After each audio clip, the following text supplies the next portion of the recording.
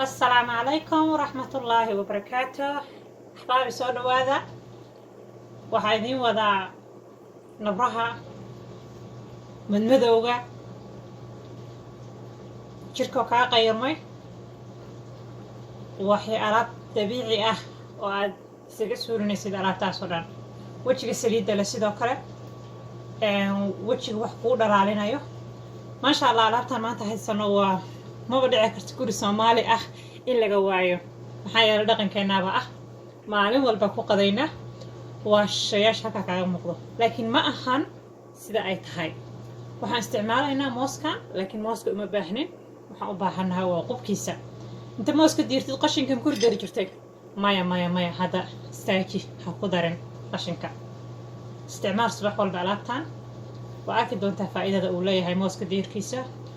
diirkiisa wuxuu jirka ka ilaaliyaa gabow inuu soo galo oo soo duuduumo wuxuuna siiyaa cadaan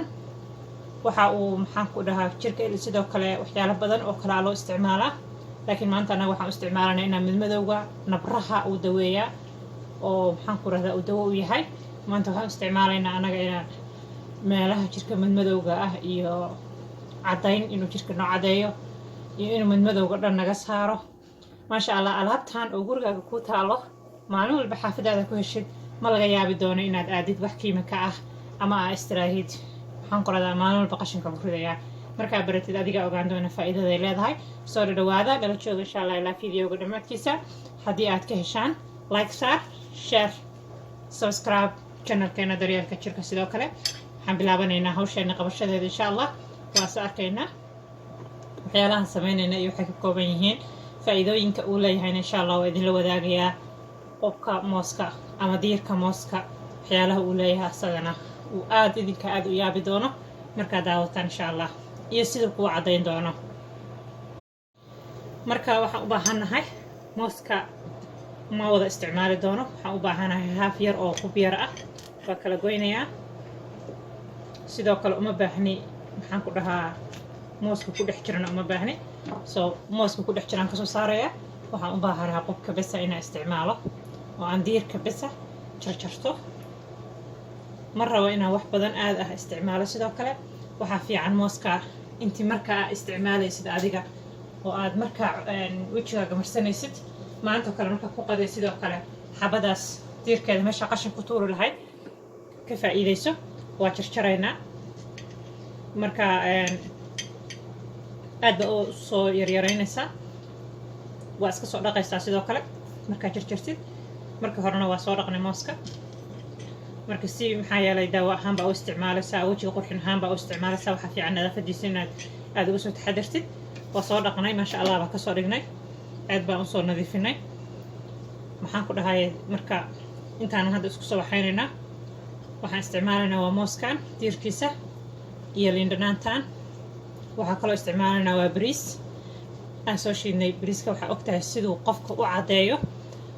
wejiga saliidda leh aad buu kaaga soo dhuuqayaa saliidda dhan buu kaasoo saarayaa wejiga qalaylka ahna asagana waxaa fiican saliid yar qofka inuu ku darsado maasha allah cadaan siyaada ah buu siinayaa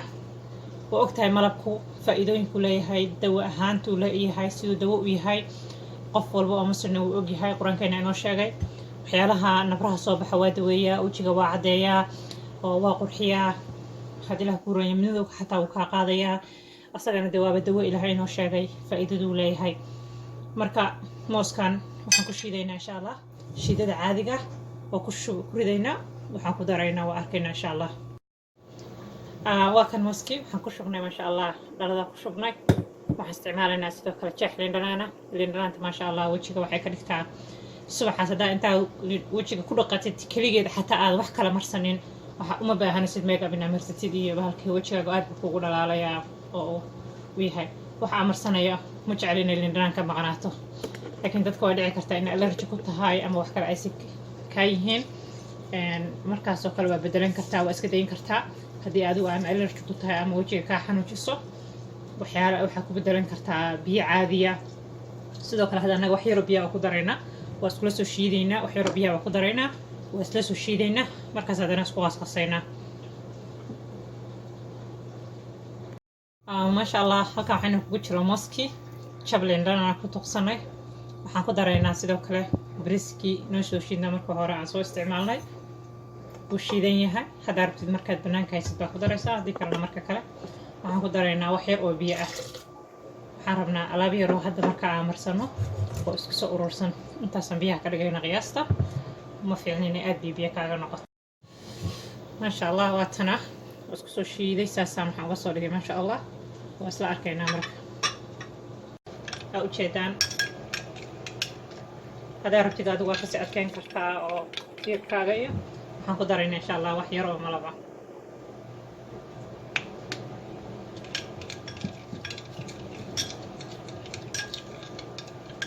si fiican isku wala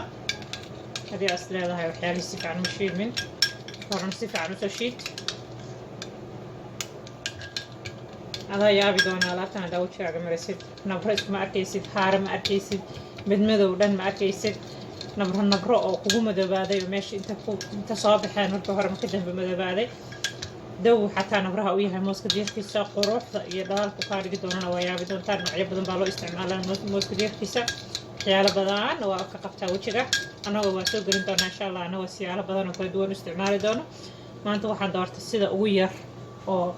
ugu maxaan ku rahdaa meel walba oo ka mid ah qof uu heli karo sida ugu badan oo qofku uu heli karo macnihiis sida ugu yar meel walba oo loogu heli karo waxyaalaha aan dhibta badan lahayn baa maanta soo doortay insha allah moos iyo liin dhanaan guryaheena soomaalida maasha allah ma dhici karto in laga waayo macquulna ma noqon karto malabkuna sidoo kale dad muslimaan nahay dawo inu yahay baan ognahay aad baynu u isticmaalnaa asagana daawadiisana uu ayay maxaan ku rahdaa faa'iidooyin badan u leedahay madmadowga iyo waxyaalahaas dhan isaguna u tiraa asxaab badan oo isoo weydiisa waxyaalaha madmadowga iyo wejiga saliidda leh iyo wixii lagu biyaabi'in lahaa nabrahaas aada u mahadsantiin dhammaantiin waa soo wadnaa waxyaalo badan oo kale fideoyo badan aad ku qanci doontaan haddii aad fideoga ka hesha shaargare like sidoo kalena subscribe dheg channelkeena daryeelka jirka aada u mahadsantihiin bilaafiya asxaabteena